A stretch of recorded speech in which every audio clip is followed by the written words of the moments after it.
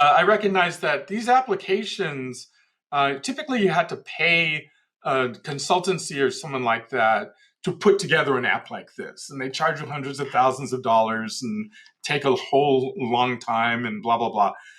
Well, we don't want that. We want my brother to be able to say things like, okay, we want to show a map that has all the bus stops in the territory on it. And he's going to do this once in a while. He's not going to become an expert in this app. There's this thing called ArcGIS, which is like the be all end all of global information systems. And it's like the book on it is like that thick. And there's people that charge millions of dollars to play with it. It's like, okay, he can't afford that, but he needs to do the same things that that system does, right?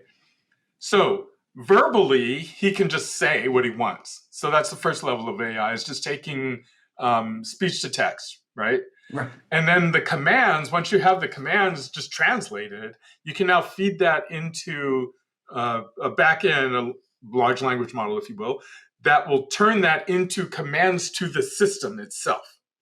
So this large language model knows about the commands for the system, the mapping system. Yeah. So he can just, he hasn't touched the system for 6 months. He can bring it up and say, show me how much it's going to cost me to put a fiber line between this housing unit and that trunk line right there. And it knows all of this. It knows the formula for how to calculate per mile. It knows how to calculate the distance between 2 points. It knows how to display it'll generate a graphic. It'll display it on the screen, and it'll give the calculation. Oh, it's going to cost, $5 million or whatever it is. There you go. Great. Take that image, put it in a PDF, and attach it to this email to send for this grant that we're currently applying for. Well, it knows how to create a PDF. It knows how to send an email. It knows what the grant is. It knows the email address of the place he's supposed to send this grant, blah, blah, blah. So this is how the system helps him, right? These are all steps that in the past, he would have had to either pay a consultancy, or he would have had to have someone on staff full time who's like into this system, because it's fairly complex, right?